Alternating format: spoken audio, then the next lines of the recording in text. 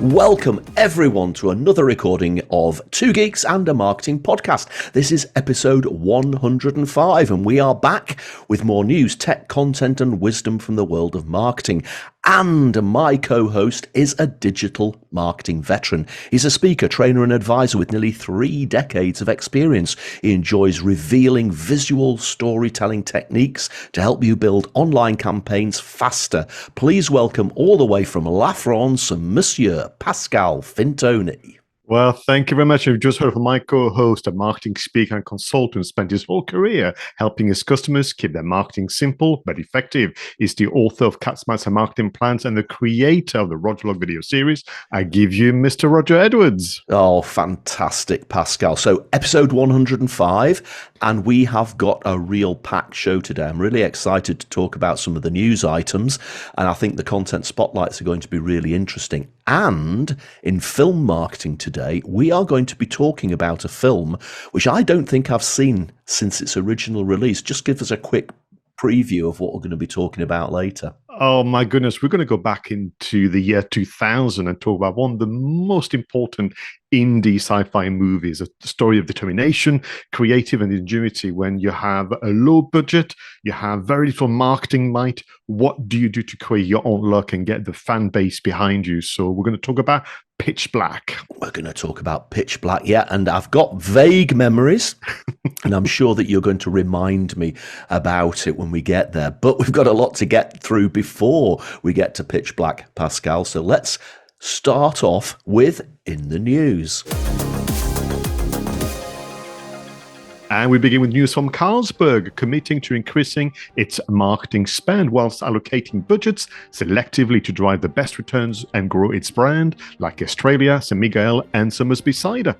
High and medium sugar food should not have packaging. This is appealing to children, says a campaign group, Action on Sugar. They are calling out an evident loophole in the rules which prevents brands targeting children with such products. According to Systems One Test Your Ad platform, adverts celebrating the Women's World Cup did outperform those aired for the men's tournament in Qatar last year. Advertisers are expected to spend over £20 billion on connected TV in 2023, which is up 13.2% versus 2022. With younger generations turning away from traditional TV towards streaming, CTV is expected to achieve a compound annual growth rate of 10.4% over the next 5 years. 52% of consumers would like to buy more sustainable home products. However, this is hindered by the perceived cost and whether green claims from brands can be trusted. Gambling represents 15.4% of front-of-shirt sponsorships in professional football. Classified as part of the consumer services category, it is the most popular subsector of front-of-shirt sponsors in the sport. Job title inflation, offering someone the senior job title without the duties that come with it, is increasing within marketing. It could be having a negative effect on attracting the right candidates to the right roles. And only 4% of people appearing in global ads are over the age of 60, according to a study from creative data platform CreativeX. The ads in question represented $124 million in ad spend. Pascal, do you like sugary foods? I do. I put far too much sugar in my coffee. Interestingly, it is commented upon by all my friends. Like, you've got a sweet tooth, Pascal. You're greedy. And I say, I know. And living in France, Roger, it's just so hard. It's time for me to come back and lose a bit of weight. Yeah, it's interesting, isn't it? I mean, I do have a sweet tooth, but I've never put sugar in coffee or tea or anything like that. But I do like sugar puffs, the Honey Monster and all of that sort of thing, which is, I guess, what this news item about sugary foods for kids is getting at. Now, we all know that sugar's not really that good for us, and there's been a few almost call-outs over the last decade, haven't it? I remember when Sunny Delight was, very, very sugary, and there was a great big clamour about that to get the sugar removed from that. But it just seems to me that again, we come across this a few times when we talk about marketing and companies, is that they almost seem to have to be forced not to do bad things. So it's obvious here that they found a loophole in the rules which allows them to put high and medium sugar foods together for children. Now, why is that? Where's the integrity? Where's the ethics?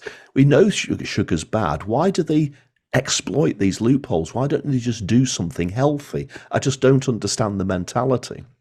No, and listen, I've never worked for the consumer brands that would be kind of approaching their marketing, but I've heard back from people working there. They say literally there's a meeting taking place and people weigh the pros and cons and the backlash, and they look at the Excel spreadsheet and they go, well, on balance, we will eventually get caught out, we will eventually have to retract, but the revenue generated during that period of time where the loophole is open to us is worth the aggro, and we'll put somebody to one side for the PR kind of crisis management, and it's just desperate. And I think those brands are very lucky that in general, because of the abundance of information, consumers will forget who the bad players and those who've been misbehaving are. But yeah, it's like stating the obvious. I mean, how long did it take for kind of pressure groups to get the sweets off the till area and the cashier zone, where, because you're waiting for minutes and then you have all the sweets on display at the right height for the kids to kind of want them and pay them, and they've got those colorful packaging, and parents had to fight for a very, very long time for supermarkets to get rid of that. Yeah, and you just wish that companies would have a little bit more integrity. Maybe it's cheaper just to load things up with sugar, and I suppose there's almost an element of let's get the kids addicted to this stuff so that they really bug their parents more and more to buy it for them. But I mean, it's not just food, though. We see it in all sorts of industries. If there is a loophole and we can make more money out of it, then we'll exploit that loophole. And it just winds me up a little bit. The other one that I was really interested in is this whole job title inflation thing. And I actually had to do a little bit more research to try and work out what it is. But this is where you'll get somebody promoted to a title which is like senior vice president or global senior vice president. But actually, they have maybe the responsibilities of what we might have once called a senior marketing assistant or a marketing consultant or a marketing executive. And it almost just seems that they're trying to massage people's egos with seemingly elevated job titles just to get them into relatively junior roles. And again, it just seems to me that, we are in the business of promoting something and telling people what our products do, what they say on the tin. And if we can't even explain jobs correctly, if we have to embellish that, again, it just no wonder the marketing profession is lambasted by people, because we seem to be doing this sort of thing more and more. I had to look it up as well, because I was thinking, what does that mean? And this actually was called out by the just because of the search results on the search engine, but as early as 2020 by The Economist, they had an article called "The Scourge of Job Inflation." And it's peaked really last winter, and then it's been carrying ever since. And I was thinking, well, why on earth would you want to do that to yourself? It's back to earlier comments. Why cause yourself trouble that down the line you're going to have to deal with? I mean, I would hate to be part of the HR division having to cope with the chaos that would ensue, because literally, you're right, the practice is to give somebody, the initial of head of or VP of or director of and so on, without them necessarily having the years of experience to be able to even be qualified as such. But they don't get the salary, they don't get the authority, they don't get the decision-making process, they don't get the budget. And according to the article, this really started twofold. There were startups who wanted to appear to be bigger than they were, or wanted to get obviously the recognition and more importantly raising finance, so they would give themselves titles. And you may remember 2 years ago there was founders and co-founders everywhere on LinkedIn and more. So the startup ecosystem was part of that. And then of course you had this idea of, if we're going to present the delivery team to a paying customer, let's give everybody some inflated titles so it sounds more impressive. But 2-3 years later, you end up with complete chaos where you have people with complete mismatch between title and salaries. And then when they want to recruit, of course, the younger marketer, and in fact, as job inflation is true across all divisions, the younger marketer is then expecting to be promoted again. But where do you go from being a young director? You can't become the CEO of an organization, so you've got nowhere to go. But more importantly, your salary is also far, far too low. It's a mess, Roger. It is, and one of the things that we've said before is that it's a sort of dilution of the marketing profession, and a lot of the time we don't even see a marketing director sitting on a board around the C-suite table anymore. And there's no wonder if you've got a senior vice president, but who is actually really only doing the job of a marketing assistant, of course they're not going to be sat at the C-suite table. But with that title, it's almost a catch-22 situation, isn't it? We're just devaluing the profession and making it harder for people to sit at the C-suite table. But marketing absolutely has to sit there because it is a strategic role. But this is one of those sort of little contributory factors to the dilution of the marketing profession. And again, it's sad, and we need to see if we can reverse it and start bringing real, professionalism back and get people sat at the C-suite table. But this doesn't help. It doesn't help, and you and I and many others out there, we can try to be the voice of reason and bring and open the debate, but we've got to be very, very careful, because you're right. It took so long for marketers to earn their seat at the boardroom table, and with every passing month, we're losing grounds, and we've got to find a way to reverse the trend. Yeah, and the last one I wanted to talk about, Pascal, was this whole idea of only 4% of people appearing in global ads over the age of 60. And this is interesting because it reminded me of a conversation I had with a fitness brand recently. And this fitness brand is absolutely obsessed with appealing to Gen Z if you're listening to this in America. And they want to pile all their marketing spend into Gen Z advertising. But the problem is that a lot of Gen Z people haven't got the disposable income to spend. And you could argue that if they pile all their advertising into the younger age groups, then they're not actually going to get anybody to come and spend money on their products. And yet, here you've got this cohort of people, the over 60s, who are a lot of the time just as lively and just as energetic as people who are younger, maybe a little bit slower, but still as energetic, who have got the money to spend. Maybe they've spent a life saving money. They may have paid off their mortgage and have a house. They may have value in their house. And yet we're not targeting the older people. Maybe there's a bit of ageism creeping in there. I don't know.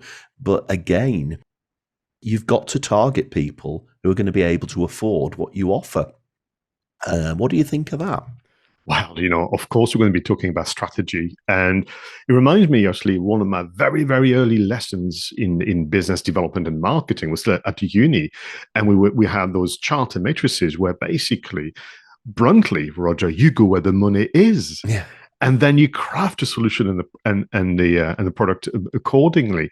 So I think it may well be that all those years ago, your offer and your marketing for a particular target audience was indeed a strong business case. But I think the business case has changed. What I will say is, watching French television and UK television, we're seeing a lot more now French television, that older age group for different products and so on. Or suddenly there is more of a mix, because you're right, and I think you've got to then question those who are in charge of communication. Do they lack experience, a life experience as well? Are they perhaps of a younger demographics, and they fall into the trap of creating products and campaign that suits their preferences, as opposed to, as I always say, the customers in charge of your marketing?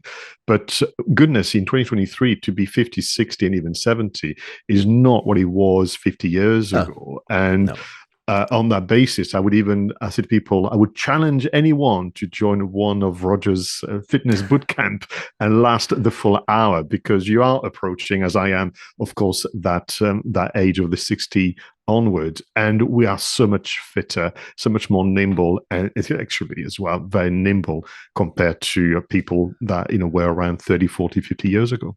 And let's nimbly move on then, Pascal, to the next part of the show, which is content spotlights. And I think we've got some real good ones to talk about this week. So let's move on to content spotlights.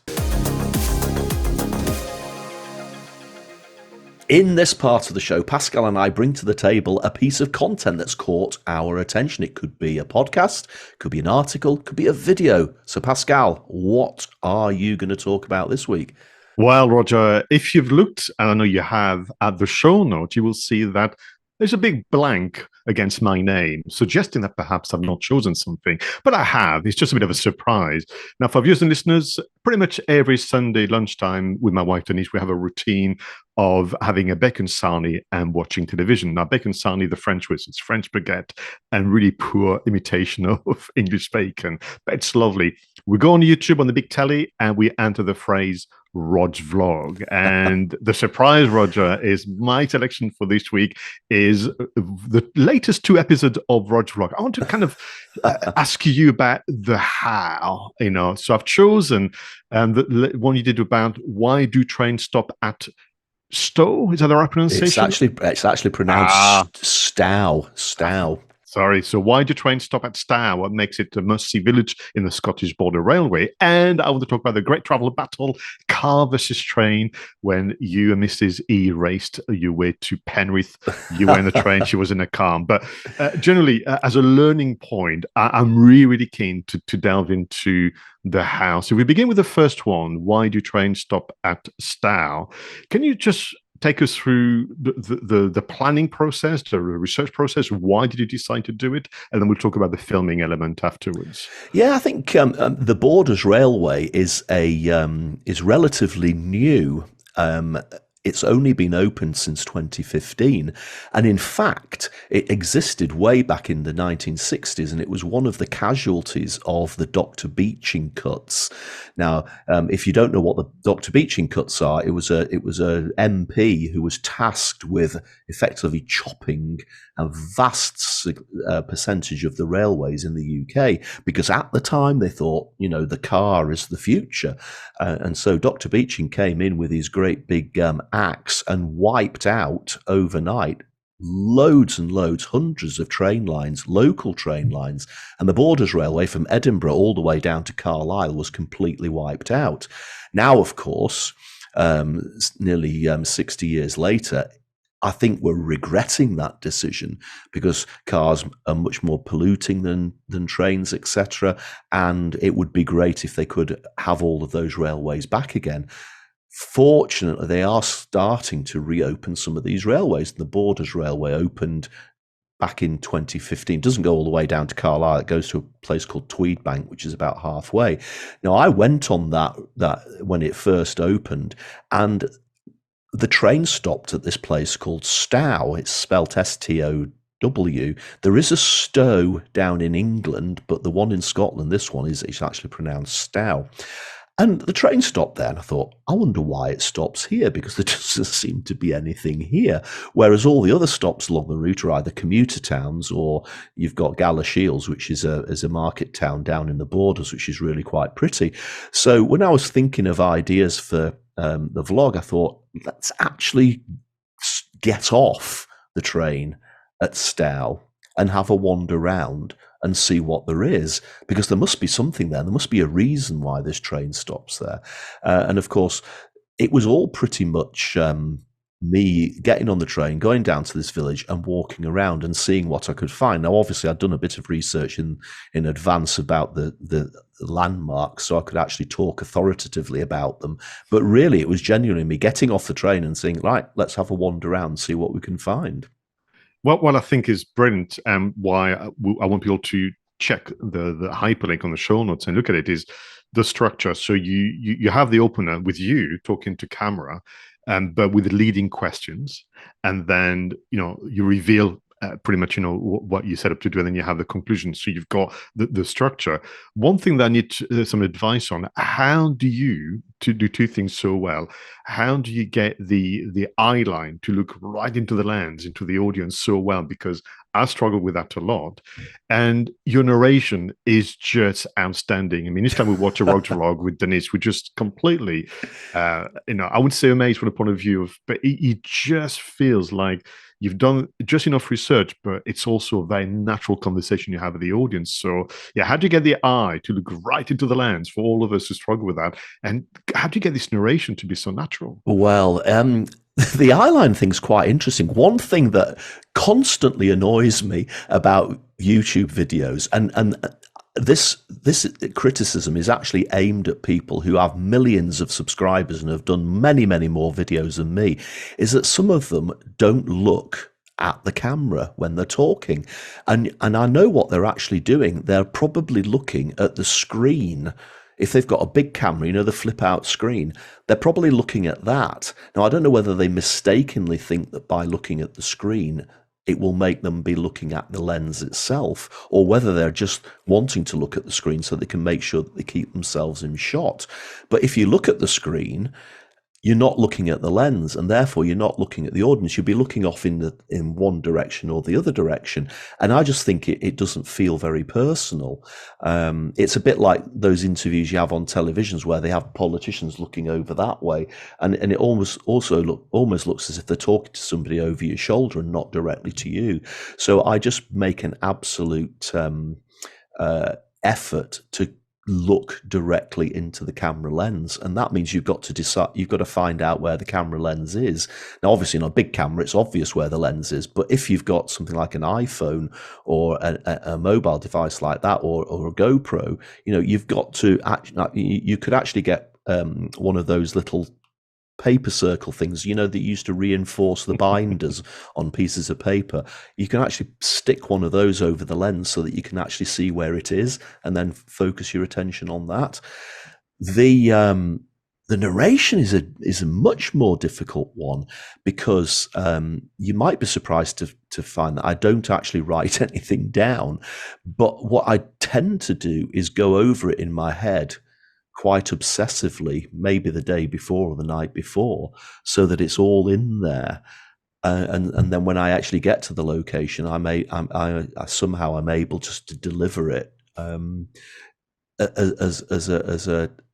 a monologue or whatever it is. The downside of that is that often if I do the delivery and then say mess it up towards the end, I very rarely actually manage to deliver it the same way. I always end up tending to be a little bit different. So sometimes I do have to jump cut it if I make a mistake, because I can't redo the whole thing up until the point of the mistake, because I probably would say it differently.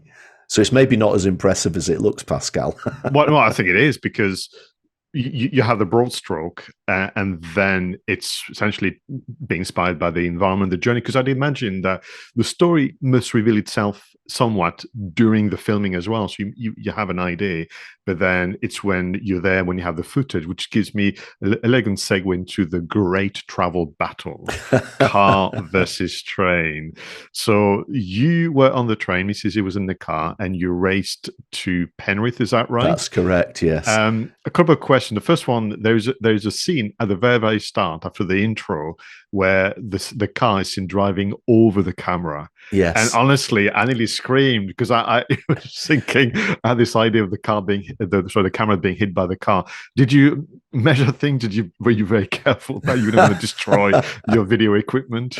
Yeah, I mean that was the GoPro. So obviously the All right. GoPro's really quite small. So it was obviously put on the floor. And then the only thing to make sure was we drove directly over it and we didn't manage to get it underneath one of the tires. But yeah, it does look pretty good, doesn't it? So after that, so you had on this one, you had, I would say, two cameras. You had obviously your journey by train, and then Mrs. E's journey in the car. Yeah. What I will say is that it felt it was a lot of work because in the car in particular, there was multiple shots and angles.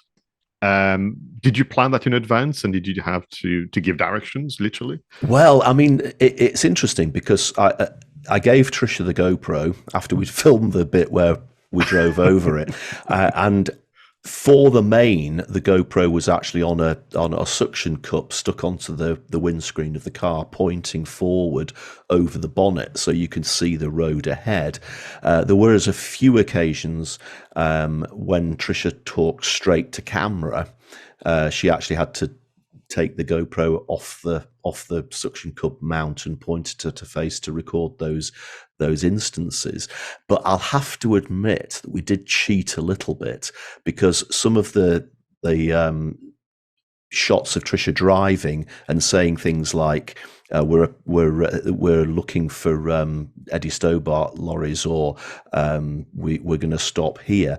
We actually filmed those on the way back, and I reversed the film to make it look like she was traveling in the right direction. And if you look very, very carefully in one of the shots, not only can you see my elbow in the corner of the shot, but you can also see my bag on the back seat of the car, which sort of gives the game away a little bit. So I've given away a trade secret there. Movie magic and your own version of ADR. This is just brilliant. So actually, let's talk about this. And did your heart sink a bit during the editing process? So have you learned to move on with the perfect imperfections and get on with the editing and get it out there? Yeah, absolutely. I mean, maybe a few years ago, I would try to have worked out how to mask the bag on the back seat, but I figured that pretty much nobody who was watching it, apart from maybe you, would have spotted that mistake. So we went there. But I mean, it was actually a really hard vlog to edit together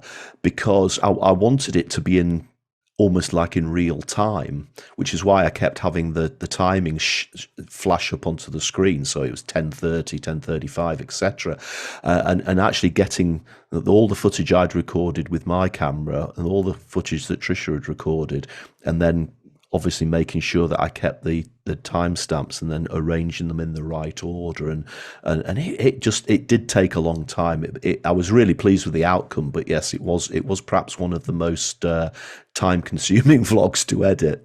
Oh, that's super. But listen, everyone, there you have it. Some kind of insider look into RogVLOG, which has been mentioned now for the past 3 years. And I think it was high time to kind of surprise you. I hope you didn't mind if, this as a selection for the content spotlight. But time is against us, so we must move on with your selection, if you don't mind, Roger. No, not at all. So I'm going to talk very briefly about an article that I came across this week, which is called Ask 𝗏𝗲. 𝗏𝗲 is that social media scheduling platform that people can schedule posts on anything from Twitter to LinkedIn to Pinterest and to Instagram or whatever it is. And the main heading is how many social media platforms should a small business be active on? It's by Kirsty Lang. And the reason why I chose this is I was having a drink with a friend of mine who I used to work with in big corporate a few years back. And he was telling me that their marketing people have actually made a decision to stop using social media entirely. And so that means there's no more official Twitter or X or whatever they call it now. There's no more tweeting.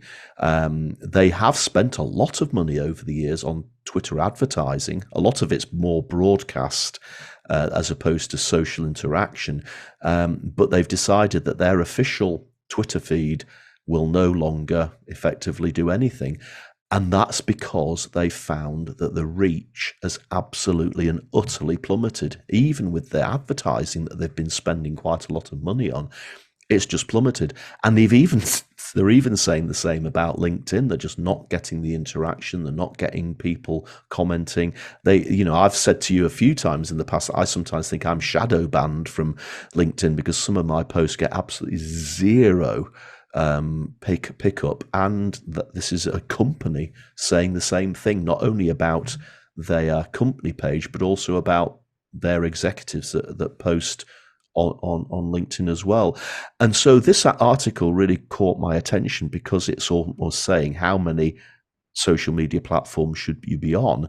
And the great thing about this is it gives you a bit of a reminder of the size of the audiences on each of the social media platforms. So that's the first thing. I mean, this is a really long article, Pascal, and we really haven't got time to go into it. But it's something like, the monthly active users on Facebook is 2.9 billion, for example. And yet on X or Twitter, it's only 436 million. And we know that that is a massive, massive, massive difference. So right from the start, you can see what the potential reach might be. And then what this article does is it will go into each of the social media platforms. It will tell you how many active users there are. It'll tell you the breakdown of genders. It'll tell you the dominant age group. Is it 18 to 29-year-olds? Is it 60 to 65-year-olds? Whatever it is. And then it will tell you the sort of content that works best. So, ironically, what works best on Instagram now is reels as opposed to photographs, which is what Instagram was originally designed for. On YouTube, it says that the shorts are becoming more popular, but long form content is still where it's at. And I guess the conclusion of the article is, as it should be, you should go where your customers are. And therefore, it just reinforces the fact that you need to know who your customers are, and that's where you want to target them. But I think the only downside of this article, and what I think would have made it just the go-to article for deciding on who to target and where to target and what to be on, it doesn't really make much mention of the algorithm for each of these social media platforms. And I think that that's where we are now. And that's why companies like the one that my friend's working for have decided, you know what, it's not worth our time anymore. It's not worth people posting, or it's not worth us spending on ads because maybe it just doesn't work. And I would love for Kirsty or somebody at Buffer to almost like follow this article up and do an analysis of the algorithm for each of these social media platforms, because that, I think, rather than the size of the potential audience, is the question that people should be asking these days. Thank you very much for this selection. And I think the timing is impeccable, because now people should be looking at strategies again. They should be looking at data. And listen, I've been kind of facilitating meetings where it is heartbreaking for somebody, a brand or a team of content creators, to realize that what they enjoy thoroughly, which is to create valuable content, to think it through, to make it visually appealing, but also to have the right impact. It's heartbreaking to realize that you're going to have to move on from that platform, not necessarily move on from the content, but this platform, because of this algorithm, which is going for popularity, not quality. So, like here, I despair to see on LinkedIn someone talking about the weekend away with their dogs on LinkedIn is getting all the the feedback and the comments and the likes and whatever, and therefore is taking away from what LinkedIn is meant to be doing. And there's one thing about the LinkedIn algorithm, if I may, just very, very briefly, where if you read the official kind of blog post from the engineering team at working at LinkedIn, they'll say to you, we want some thought-provoking articles, we want some case studies, we want educational, to make the whole list of things. But I'm yet to see any of that appearing on my home feed, because what I'm getting is that kind of populist, information, close the brackets. So I think, you're right. People like Buffer and many others can give you the framework for a rethink, but the rethink which is informed by data. And if the data sadly says if I take you back to a time before the internet, where which is where I began and you did, if you learned that a magazine that you used to work with, whether with press release, editorial content, advertising, if you learned that they were losing their readership, you would move on without a second thought. And I think we've got therefore to extract ourselves from that emotional entanglement of enjoying the pursuit of being on Facebook or X or Instagram and so on. You've got to look at hard data and make some tough decisions. I think you're absolutely right. You're absolutely right. And those decisions will be tough. But I think we are getting to the stage now where we just have to ask these questions. Do we need to be on these social media platforms if the result is not raising awareness of our products, getting sales in, adding to the bottom line revenue?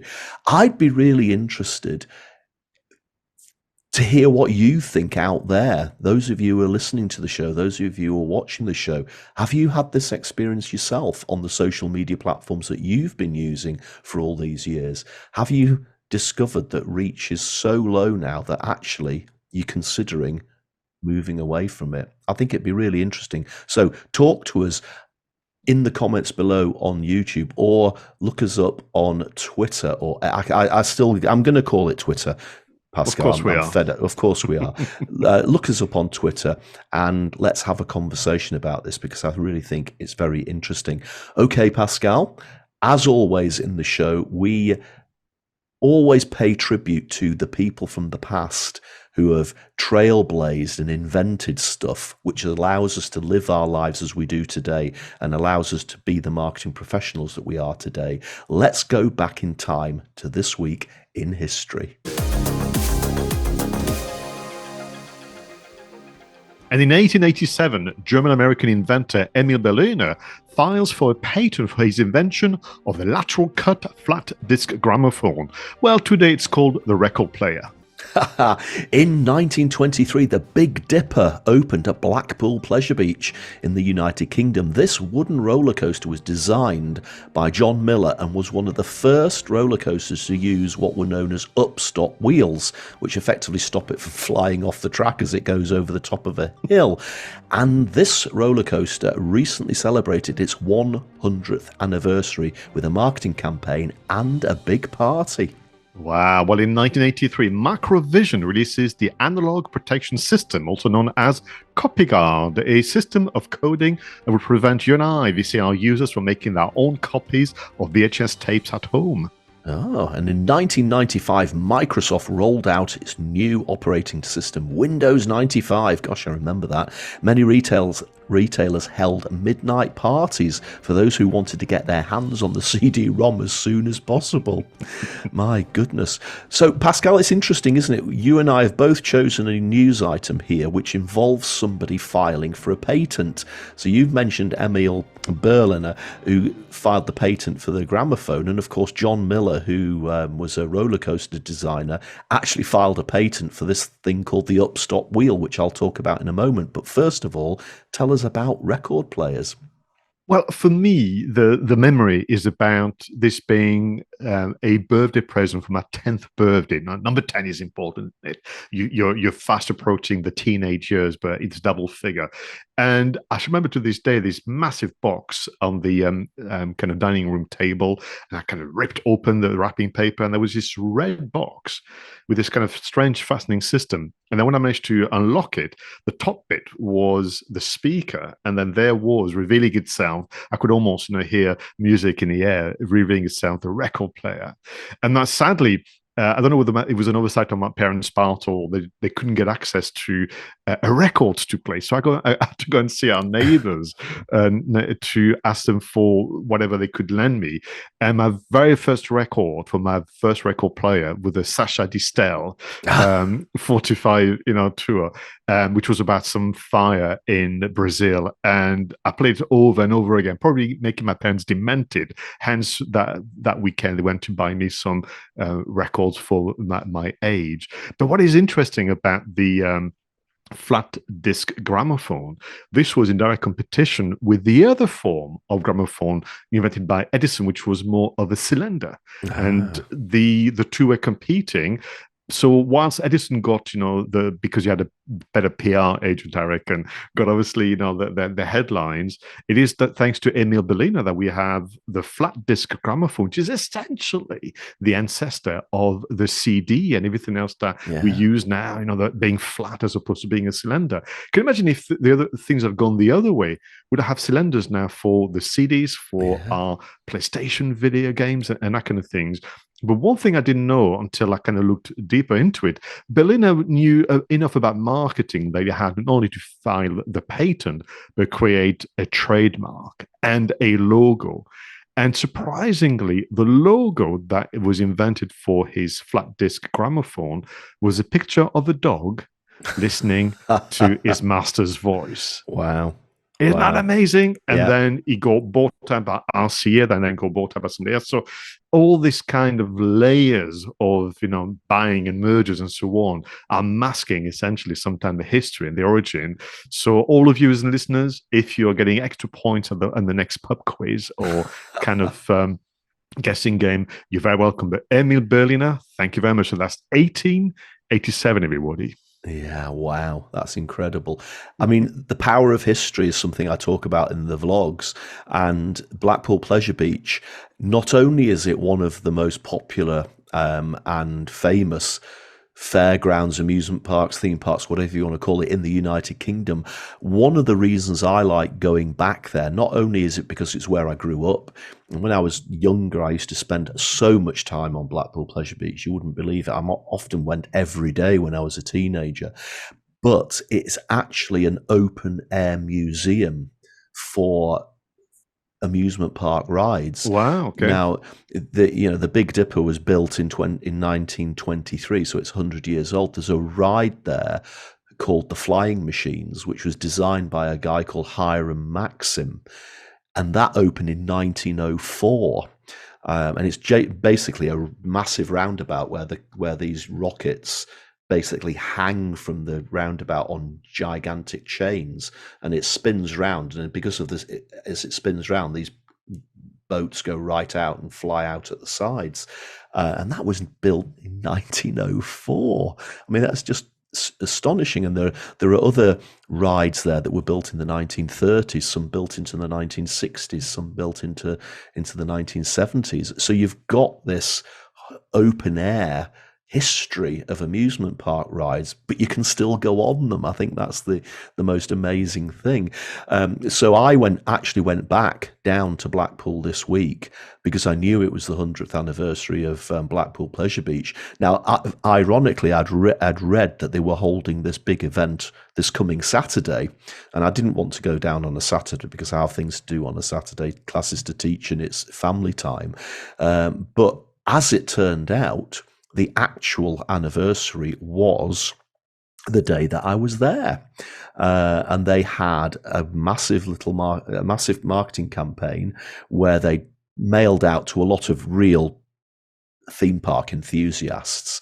And there was cupcakes, there were fireworks, there were certificates being given out for people who'd ridden the ride on its 100th anniversary. And it was just like a real sort of carnival atmosphere. But I think the main thing for me, and you will eventually get to see the vlog, but I took so much footage that there's actually going to be 2 episodes on this one. Otherwise, it'll probably get a little bit too long. You'll see that whole open air museum thing and how fascinating it is to see how over 100 years rides have developed. And we're not just talking about roller coasters here. We've got roundabouts, there are ghost trains, there are other incredible things to see as well. So yeah, that is the real power of history there. Listening to you, my memory goes back to when Denise and I went to Blackpool and went on the Big Dipper, maybe 20 years ago. Yeah. I have to tell you, it felt like I was on something built in 1923. As this thing was going up and up in the air, and more Blackpool was revealing itself as we were gaining height, I remember turning to Denise and said, "This was a very bad idea." and I'm ashamed to say, I closed my eyes all the way, thinking, "This is a day I'm going to die on foreign soil." And what will my parents say and think? Because it was just so, I don't know, it just felt so unsafe, so rickety, and it was all wood. And the bar in front of me felt so tiny and not particularly safe. So that was the one time I went on a big zipper. I don't even deserve the certificate because I was such a cowardly attempt at using it. But you're right in terms of how they. For me, what is important to note is that they could have gone ahead and destroy it and get rid of it and replace it with brand new, but they wanted to have a sense of a history, and now we need to upload that. Yeah, I think we're right. I mean, it's still as rickety and as shaky as it ever was. I think they have actually retracked part of it to try and make it a bit smoother. But yeah, it is no different to that day that you had your bouncy ride with your eyes closed. So yeah, great to reminisce about that. So Pascal, let's come right back up to date and let's talk about marketing, tech, and apps. So Pascal, tell us about the marketing, tech, and apps that you've discovered this week. Now, that's interesting because during the content spotlight, you mentioned about social media and some of the rethinking that we're having because of the poor performance of some of the platform for some of the brands. And what we're seeing as a result is a return to long-form content, return to nurturing your website, about marketing, creating really an experience based on your effort in content.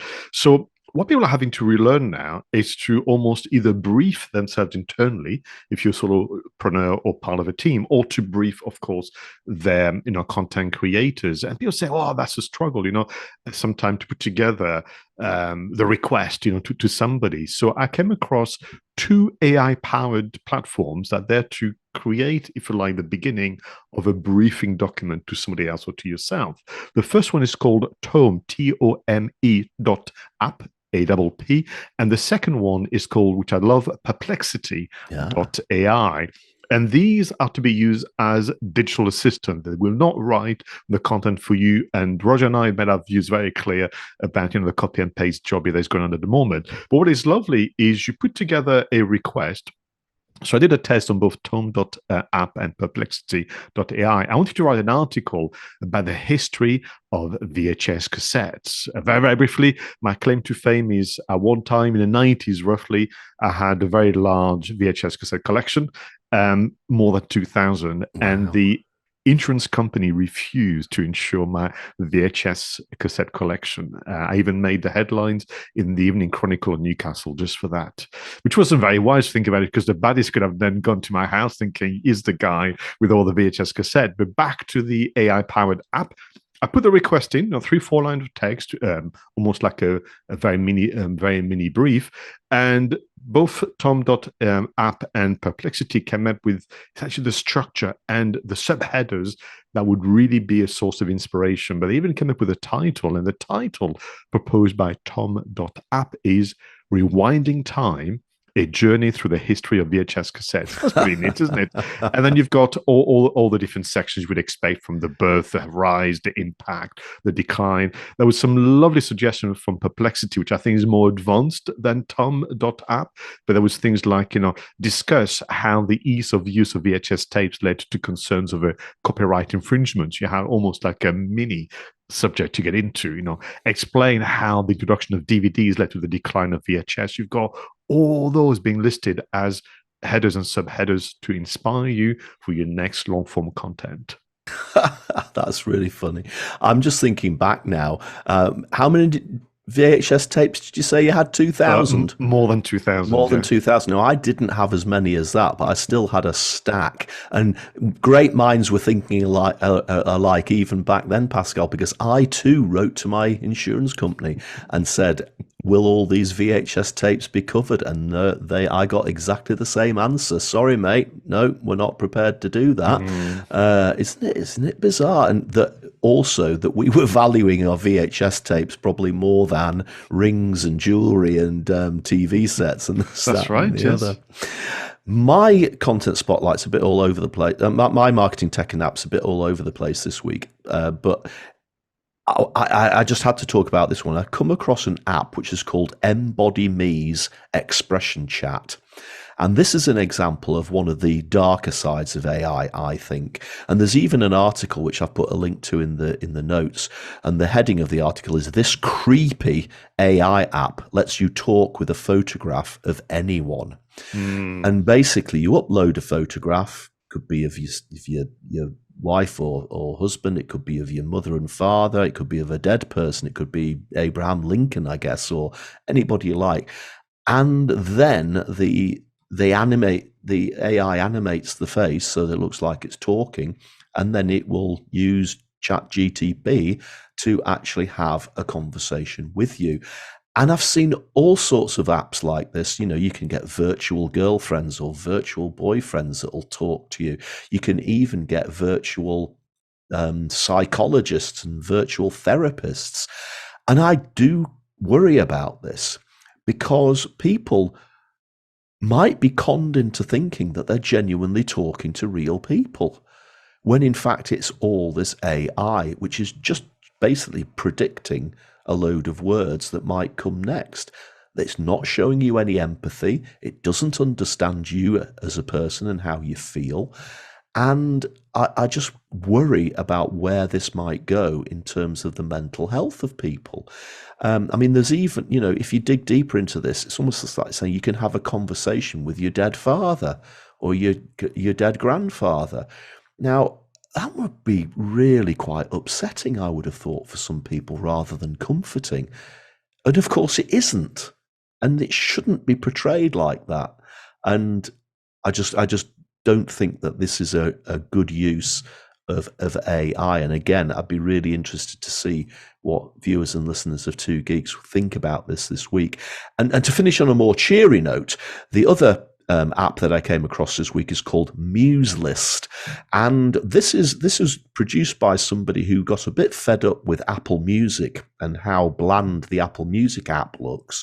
So this guy has actually created something called MuseList, which basically taps into Apple Music, but it takes you back to those days when you used to have a cassette tape and you used to put together a mixtape for your lover or your friends. And you know how we used to record either off the radio or off records, put them on a cassette tape, write mixtape on it and hand it over to your friend.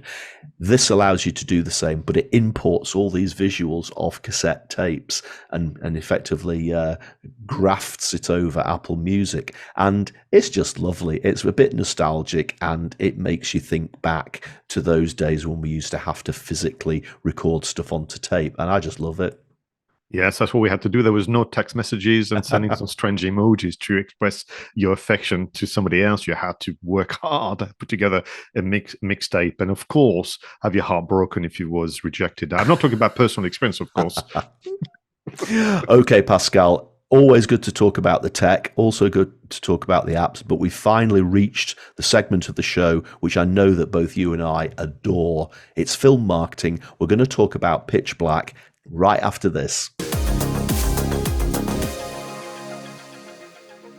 Yes, this week we're going to talk about the film Pitch Black from back in the year 2000. Pascal, you chose this film. I haven't seen this film since it was first released, so I'm a little bit in the dark, no pun intended, about what we're going to be talking about this week. But before we talk about it, let's watch the trailer.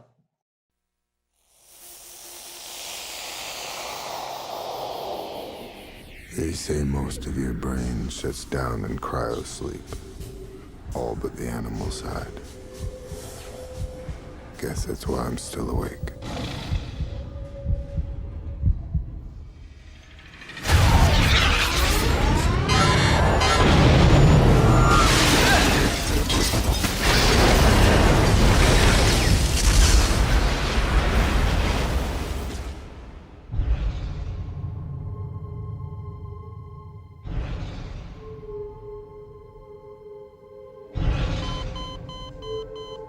If the man is gone, he's gone. Why should he bother us? Maybe to take what you got. Maybe to work your nerves. Is he really that dangerous? Only around humans. Zeke! All you people are so scared of me. But it ain't me you gotta worry about now. Whatever it is, it got Zeke and it nearly got me. Get it off me! They seem to stick to darkness. So if we stick to daylight, we should be all right.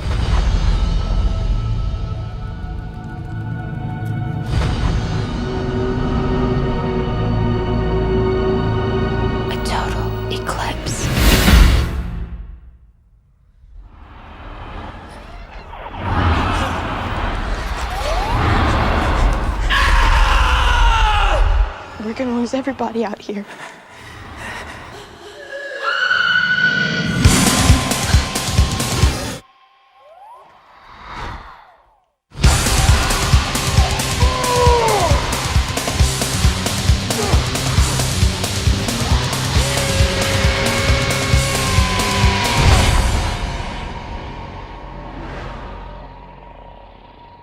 You're not afraid of the dark, are you?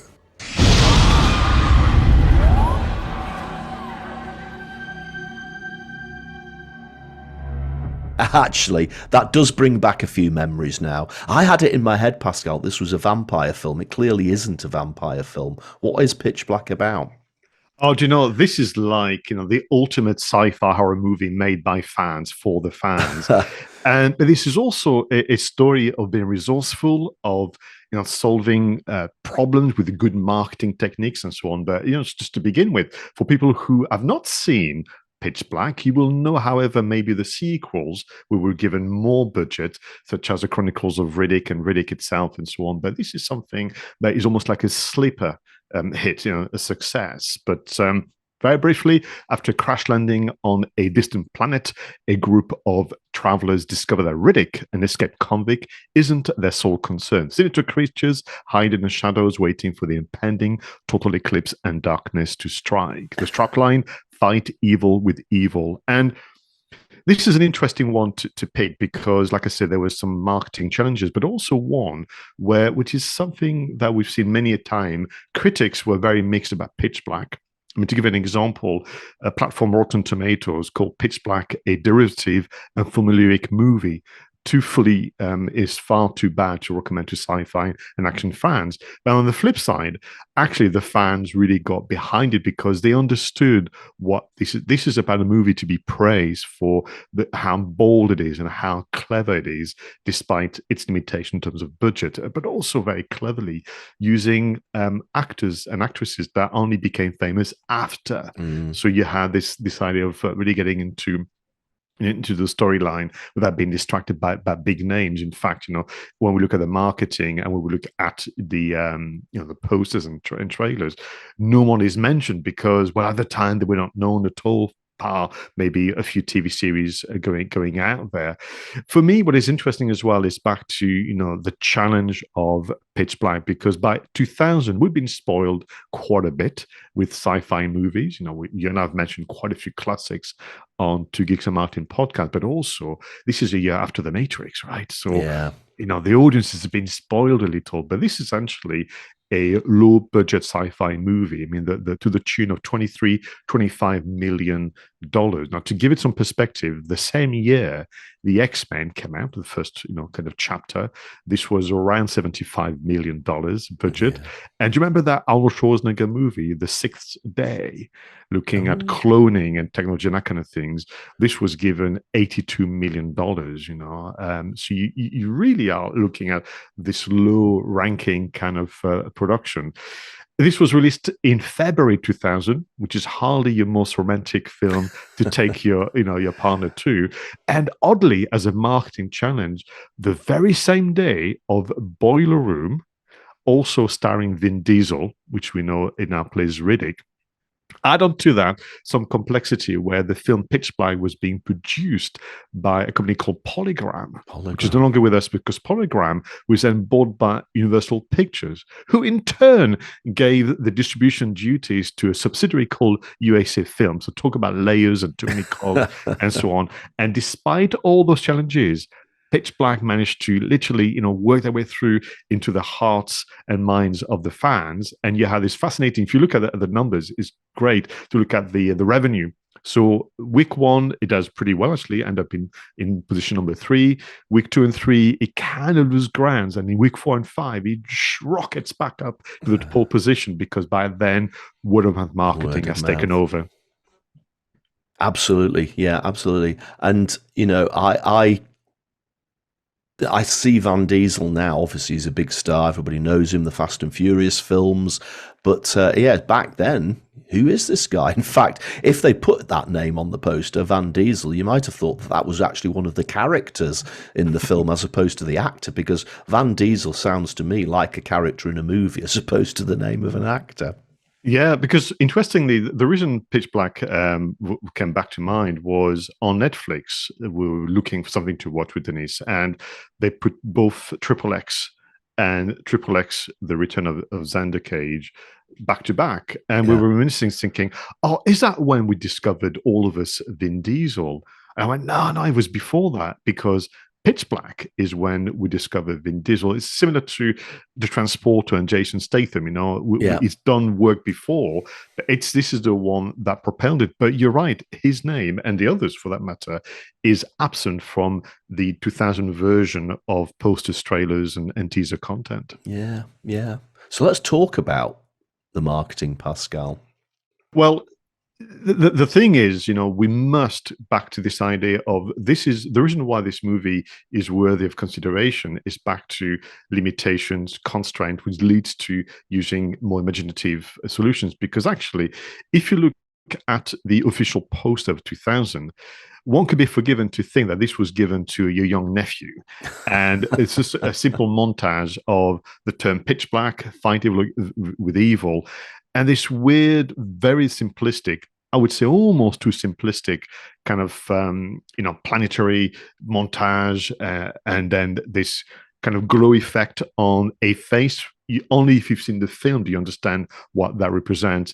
And then below, in very, very low font, the production team, the actors, the distribution, and so on, coming in February. But as a poster, compared to how exciting and how amazing the movie is, this doesn't do it justice, does it? Well, it's interesting. I don't mind that poster. Okay. I quite like the fact that you can see a sort of Saturn-style ring in the background, and yeah, that face, there's something quite sinister about it. And when I compare it to the other two posters that you've put up, I'm sort of veering towards that being my favourite. I guess probably the third one, the one with the sort of green glow that's been added around the monsters' heads and the planetary. That probably is the best one. But no, I'm not sure. I think that first one is actually quite striking. Good. Because ultimately, you're right. The attempts to improve on what would be seen to be too simplistic, or actually, on the contrary, to your point, it is exactly where you want to do something iconic. Attempts to make it more colorful, to create a bit more of a montage, to maybe wrongly reveal more of the monsters. They don't work. They look even more cheesy to me. What was interesting as part of the research, what they did do as part of the marketing, is to try and cater for different markets and different territories and different cultures. So one that I discovered was actually the German poster and marketing, where they felt at the time a need for more information. So you have Pitch Black, and then in German, Planet of Darkness. So that's the full title. And then you've got a longer strapline. So we move from, fight evil with evil to the three kind of, keyword strapline used a lot, total darkness, endless fear, and imaginable horror. So you've got, trying to entice the audience even more. So from an intriguing poster, then we go for the opposite, which is actually a rather long trailer for what is the norm. We're talking about a 2.5-minute trailer, whereas normally they are more the 2-minute mark or even the 90-second mark. So we watched or listened to it with us. And there's an interesting structure. I love to study the structure of trailers to see if there's some lessons in there for us. So the first 30 seconds, you've got the opening lines from the character Riddick, although it's not named till much later, played by Vin Diesel. And then the highlight of what is really one of the outstanding sequences in the movie, the crash sequence, which is kind of throws you straight into that kind of crisis and disaster. And what is really remarkable about the movie, once again, about this low budget, it looks very, very expensive, and it's all montage of practical effects, miniatures, and so on. There's documentaries online, but the first 30 seconds match almost the tempo of the movie, because you begin with this almighty crash. Yeah. Then you've got 60 seconds, which is focused on, is the prisoner really your problem? No, there are worse things out there. And what is nice about the 60-second, they are leaning into the visual style of the movie. So when you watch the trailer again, Roger, maybe your memory went back to the very clever, the very practical way of creating a sense of being in another world, whilst this was filmed in Australia. But I mean, there was bleached out blue, orange, and green looks throughout the movie. You then move on to the threat, 30 seconds of we have an eclipse coming. Darkness is going to essentially allow the monsters who fear light to come out, and people are going to get picked one by one.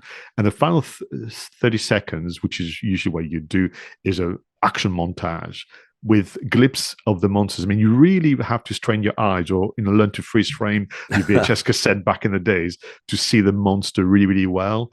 And then we finish with final words, because we start with Vin Diesel's character. You have to finish with Vin Diesel's character with a sentence: "You are not afraid of the dark, are you?" Yeah, no, it's a lovely structure, that, isn't it? And I mean, again, it just goes to show some of the thinking that has to go not only into the movie itself, but into making that trailer something that will grab somebody's attention, something that will create intrigue, something that will make people want to go to the cinema. And you've really eloquently described how they've split that trailer into those 4 sections, and it isn't just a question of, oh, we've got a film, let's just shove a few scenes into the trailer and get people to come along. No, there's been a lot of thought put into that to create that those sections and the narrative and the story without giving too much away, of course. Yeah, and if you are a sci-fi movie fan, you want to be taken into a different world altogether. You want to look at different aesthetics and different color schemes and different form of vision.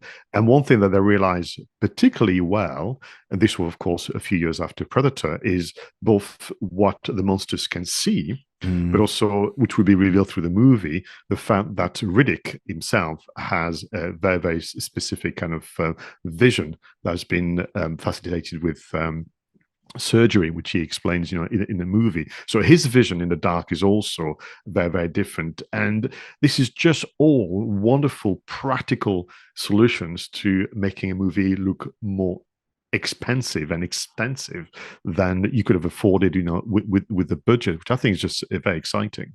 Yeah, and let's talk now about the whole concept of, I mean, you have to create your own look. And I think that the director here had some really interesting ideas to sort of almost like piggyback off the emerging internet, because think back to, this was in the year 2000. The internet was in its infancy, wasn't it? What did the director think of here? Yeah, no, that's interesting, because David Towie is known primarily as a writer. In fact, we reviewed Waterworld, who he contributed to. Is known really for the guy behind The Fugitive, which is just a wonderful movie, perhaps should make the list for marketing. But this was really his attempt at direction as well. And I think within that, he had inherited a bit of a entrepreneurial spirit about doing things himself, not waiting for the distributors and the financiers to take decisions about the marketing. And he saw a way to engage, the fan base to essentially create his own channels. And he went ahead and pushed very, very hard to create a website. And not just a website that would just repeat what's out there or repeat the press kit. He wanted to create something that give the fans something extra. So we had websites sounding longer with us. I tried very hard, Roger, with the Internet Machine and Wayback Machine to find it in 2000. And this website doesn't exist, but described in an interview with /film.com, he wanted to try the attention to the fans with video footage that was only available on the website. But here's this: a 20-page animated comic book and a Sci-Fi Channel 1-hour special. So all this would package into this online destination, and then the forums, which is what they were called then, and the blogs and so on, took over. I mean, that was really interesting and innovative for the time, wasn't it? I'm also shuddering thinking about how long it must have taken to load some of this stuff as well, given the internet speeds back in those days. But really innovative for the time. And what is interesting, you and I've praised, other sci-fi movies like Prometheus and a few others for doing something where they extend the universe. But that was like years later, 2000, a handful of years after the birth of the public internet, as I would call it. It's really quite special. And this special Sci-Fi Channel, the 1-hour special, was created again with this contribution. And it's lovely because they continue to tell stories. So this is essentially looking at characters played by actors who are investigating what on earth has happened to Riddick. They're looking for him. And if you're a fan, you get to watch a 1 hour special. You get to go through a 20-page animated comic. You watch additional content videos, and then you go and see the film. That extends the whole experience somewhat. And I think that would have impressed the media, who weeks later did change their mind and their tune about Pitch Black. And do you think that it was the website that prompted that change of heart, or was it just simply that they reassessed the film?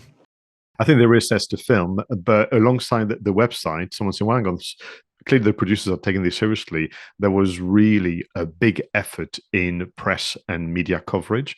And what they did do, which I discovered a bit later on, they did put work in the design of the press kit. And normally a press kit is a Word document. Back then it would have been a Word document.